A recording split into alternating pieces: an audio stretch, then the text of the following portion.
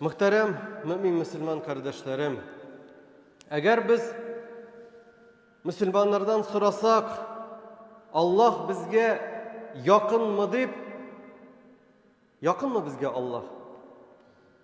Hiç şeksiz bütünübüz eyteşek yakın deyip.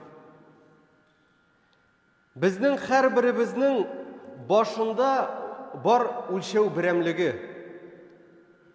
Şunun bilen biz bu dünyada türlü predmetlarını, yaki kişilerge karata yakınlıkını, yiraklıkını bilgiliybiz. Lekin Allah bilen özümüzning ara turunda bu soruğa cevap bergende kübübüz göz aldına da kitire almay, ni kadar hem ni derecede bizning arada bu yakınlık ikenin. Gündəlik turmuşta cemaat biz nindidir iş bilen meşgul bulganda, nindidir gamel kılgan vakitta, nefisimiz bizni birer kaya şakırganda, bulsun bu hayırlı gamel, bulsun bu günahlı gamel, kim bilendir aşulanışkanda, kimnindir gaybetin sülegende, uylaybız mı biz, özümüz, mine bu Allah bilen bizning yakınlık turunda. Bir küp kişinin көз Allah'ında Allah bilen bizning ara digende yalgan көз Allah'ı yaşı. Заблуждение. Kimdir Allah'a urun birip bizning üstten yiraktan küzetip tura deb oylay. Kimdir bu aranı yakınırak deb aytırga mümkün. Biz aytganimcha o'z turmushimizda bizning bilan boshqa kishilar yoki boshqa predmetlar bo'lsin, kullanabız ara sözün.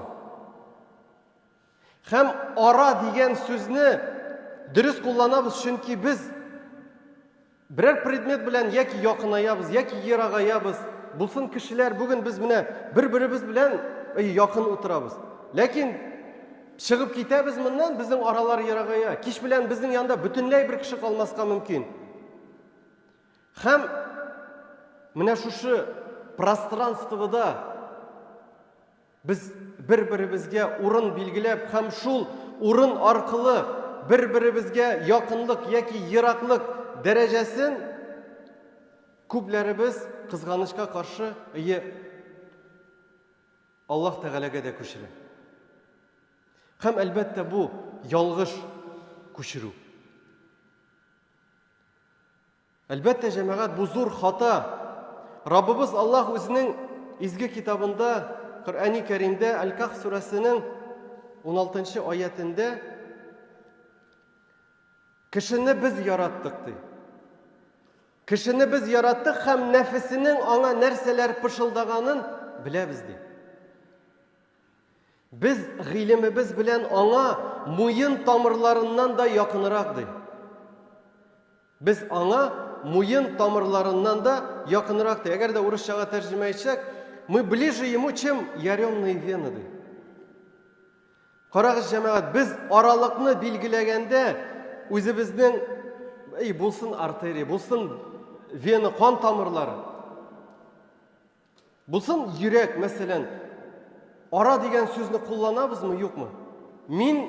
Minim bilen minim yürek arası. Minim bilen minim kan tamirleri arası degen sözünü biz gümümen iyi kullanmıyoruz. Çünkü anlaşıla ul indi biz. Lakin Allah Teala ayta, biz de ana muyun tamirından da yakınırak değil. Demek, bunda ara sözün kullanıp bütünley kullanı dürüst değil. Biz eğer de özümüzün yürekke kan tamirlarına kullanmayız iken ara degen sözünü Allah Teala ayta, biz de kan tamirine, muyun kan tamirine karaganda da alarga da yakınırak değil. Nindi netice yasayıp cemaat bu ayetten özümüzge Rabbimiz gün devamında biz közümüzni onun rahmeti bilen aşabız. Biz közümüzni aşıp, günümüzni ötkerip, közümüzni yumgançı, һәм яңадан иртә белән күзебезне ачканчы, җәмәгать, ул безнең белән. Һәм ул безне яратылганнан алып, ул безнең белән. Biz yaratılgandan alıp ol bizning bilen, bütün dünya kişileri bizni kaldırganda da, bir özümüz kalgan vakitte da, yaxşı vakitte da, bizning için en yaman vakitte da, bir kişi bizning yanında kalmagan vakitte da, bir gine mizgilde de Rabbimiz bizni kaldırmadı, hem kaldırmayacak. Rabbimiz bizni bir gine mizgilge de kaldırmadı, hem kaldırmayacak cemaat. Кайдагына булсак та, нинди генә хәлдә булсак та, Раббыбыз безне ишетә һәм күрә. Безнең дугаларыбыз, һәр әйткән сүзебез генә түгел, җәмәгать, хәтта уйларыбыз, нәфсебез безгә пышылдаган хәтта уйларыбызны да Аллаһ Раббыбыз әйтте, без беләбез диде. Пәйгамбәрбез саллаллаһу алейхи ва саллямның Абу Хурайрадан риваят булып килгән Kutsi hadisinde Rabbimiz aytdı. Meni kulum nişik көз аллıydı, min anın için şunday bulamdı. Meni zikir etken vakittadı, işinden meni zikir etken vakittadı, min anın bilendi. Eğer ol meni көңелінен zikir eteyken, min anı iske alamdı. Eğer ol meni cemaatте, cemiyet aldığında, kişiler aldığındadı, zikir iteykendi, iske çüreykendi, min anıdı, alardan da yaxşıraklar arasındadı, iske alandı. Hem bu uzun hadis, siz anı bilesiz, hem anın ahırı tamamlana, eğer de ol mina atlap kileyken, min ana yugurip kilemdi. İmam Bukhari hem İmam Müslim jintiqlarında getirile bu hadis. İkinciden cemaat, bu yakınlıkның şunday derecede ikenin anlaw, ol elbette bizni tıyıp kalırga tiyiş günahlı gamellerden gine түгел. Günahlı yoldan atlaw gına түгел. Cemaat, hatta başımızda, uyubuzda günahlı uylardan da tıyırga tiyiş. Инде эшләгән вакытта, гамәл кылган вакытта түгел җәмәгать. Әгәр дә без аңлыйбыз икән, Раббыбыз безгә шундый якынлыгын, хәтта безнең уебыздан да без тыелырга тиешбез. Гүнахта, начар гамәлдә, кешеләргә ниндидер зыян салуда, кешеләрне рәнҗетүдә, biz hatta uylardan da tıyılırga tiyiş cemaat. Üçüncüden, cemaat her bir gamelimizde biz Allah'a tapşırıga tiyiş. Biz her bir gamelimizde Allah'a tayanırga tiyiş. Bugün nindisinin kışın var? Kışlı mısın? Nindisinin derecen var? Nindisinin baylığın var, nindisinin tutkan urının var, devlet, власть diye aytabız mı? Независимо. Bilgisiz rəvişdə her bir gamelinde Allah'a tayanu. Her bir gamelinde Allah'a tapşırır, çünkü bu senin tutkan urununu da, bu senin baylığını da, bu malını da, bu dereceni de, hem bu devletini de, властьны da sana birdi Allah. Hem her vakit ol seni күзәтеп, hem qarab tura. Hem ahırda cemaat ne için? Kan tamırı bilen. Mında kan tamırı bilen çağıştırı kile. Çünkü muyun kan tamırları arkalı bizning kan yürü hem en gerekli organ bizning için bu mini təmin eteler. Mini gine təmin etmeyler hem gumumen bizning kan tamırları arkalı bütün tenimizge bara təmin etu, питание bara. Үпкәләргә дә, бауыр шиш тарта ул канны. Гомумән, кайсыдыр җиргә әгәр дә хәтта кечкенә генә бармакка да барып җитмәй икән, Қан безнең бармак эшләүдән туктый. Бүтін тәмин итү бара қан тамырлары аркылы. Бигрәк тә бу зур қан тамырлары аркылы. Һәм беләсез, кечкенә генә бер җирдә теге тромб образоваться итеп чыгып китә дә, тукталып кала. Ничек кеше? Всё. Кечкенә генә бер җирдә кан тамырына тыгылып калса, шуңа күрә Аллаһ Тәгалә biz туганнан алып безне тәэмин итеп тора.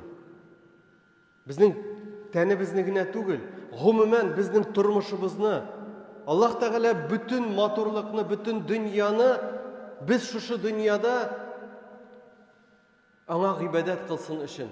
Ул кушканча яшәсен өчен һәм бүтән ул тыйган хәрам гамәлләрдән тыелсын өчен бүтән дөньяны яратты. Безнең органнарыбызны эшләтә, йөрәгебезне типтерә, үпкәләребезне сулыш алдыра, аякларыбызны йөртә, кулларыбызны эшләтә, башыбызга акыл бирә, күңелебезгә иман бирә.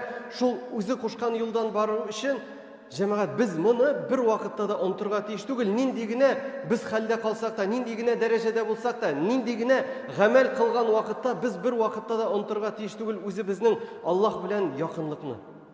Һәм якынлыкны гына түгел, ни дәрәҗәдә бу якынлык? Аллаһ Раббыбыз безне бу дөньяга китерде. Бер генә мизгелгә дә бу дөньяда үзебезне генә калдырмады.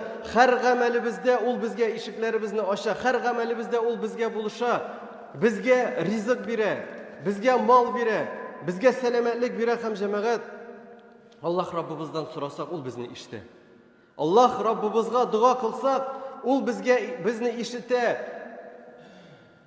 Һәр вакытта да, төн уртасында да, кеше булмаганда да, авыр вакытта да, җиңел вакытта да, һәм шушыны аңлаган хәлдә Аллаһ Раббыбызга шөкер итеп яшәүне без әлбәттә онтырга тиеш түгел. Аллаһ Раббыбыз безгә биргән һәр нигъмәтне бу дөньяда без аңлап, без белеп, шуларга шөкер итеп, Аллаһ Раббыбызга яшәргә без онтырга тиеш түгел. Менә шушы кечкенә генә аят. Biz аны яраттык ди. Biz аның нәфесе аңа пышылдаган әйберне дә беләбез ди, һәм без аңа ди муен кан тамырына караганда да якынрак дигән кечкенә генә аят. Әгәр дә без аңласак, әгәр дә шушыннан нәтиҗә чыгарсак, әлбәттә инде бу тормышыбыз өчен гомумән шушы кечкенә генә аятта безгә җиткән булыр иде җәмәгать. Әлбәттә бу Аллаһ Раббыбызның һәр сүзе, һәр аяты безнең тормышыбыз өчен нинди дәрәҗәдә зур байлыкларга ия булганын күрсәтә. Шуны аңлаган хәлдә Аллаһ Раббыбыз һәрбер безгә дә насыйп итсен иде.